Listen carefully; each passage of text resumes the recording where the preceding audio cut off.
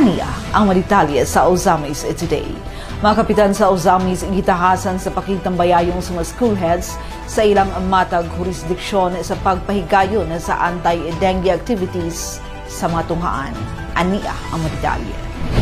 Gipagawas ni Ozamis City Mayor Attorney Henry Indy F. Waminal Jr. ang usa ka memorandum nga mas nagpaligon pa sa nahaunang memorandum iniini kabahin sa pagpatuman sa ABKD ug 5S sa mga kabarangayan sa syudad. Gipagawas adlaw nga Biyernes, Agosto 9, 2024, pinaagi sa Asenso Ozamis News Channel ang memorandum number 24 HFOJ-036 pinitsahan Agosto 8, 2024 nga nagpasiug na pag-usab sa mga direktiba sa naunang gi-issue nga memorandum number 24 HFOJ-030 sa mayor nga nag-focus sa implementasyon sa aksyon barangay kontra dengue kun ABKD aron makontrol ug mawagtang ang mga kaso sa dengue sa mga kabarangayan sa syudad ug ang pagpaklaro sa 5S strategy kontra dengue. Ang pinakaulahing memorandum nga gi-issue ni Mayor Indy nagmando sa tanang punong barangay sa Dakbayan sa pakig-coordinate sa mga school heads sa ilang matag jurisdiksyon sa pagpahigayon sa mga anti-dengue activities sa mga tunghaan. Ang mando sa mayor gipagawas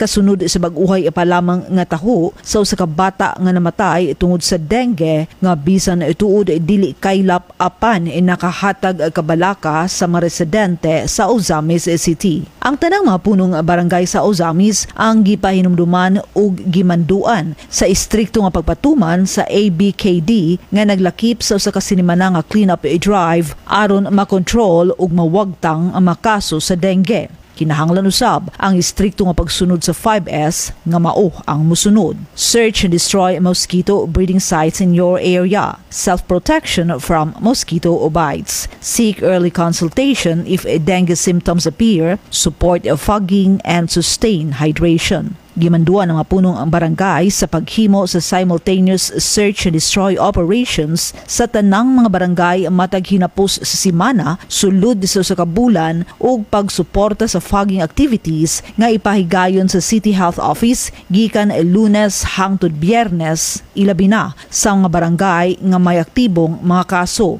Ang mga lugar nga may nagpundong tubig, mga kanal, agianan ug mga gawsanan sa tubig nga mahimong itlugan sa lamok ang kinahanglan nga tutukan ug atimanon dayon. Kini naglakip sa mga containers kun mga sulunan nga mapunduhan og tubig sa mga panimalay ug mga classrooms. Ilabi na sa kahimtang nga naghuot sa mga estudyante ang mga lawak sa mga eskwelahan. Gimando ni Mayor Indy ngadto sa tanang mga punong barangay sa syudad ang pakig-coordinate sa mga school heads aron masiguro nga luwas sang mga eskwelahan gikan sa dengue. Istrikto usab nga gitahasan ng mga kapitan sa pagdokumento sa ilang pagsunod niini nga mandato. Ang memorandum ay number 24 HFOJ-036 nagtumong nga mulihok gayud ang tanang mga barangay sa Ozamis alang sa sakto nga pagtuman sa ABKD program ug pagdasig sa usa ka tibuok dakbayan nga aksyon batok dengue. Gipaklaro ni Mayor Indy Waminal ang kahinungdanon sa panaghiusa ug pagduyog sa tanan aron makabot nato ang usa ka luwas gikan sa dengue nga palibot alang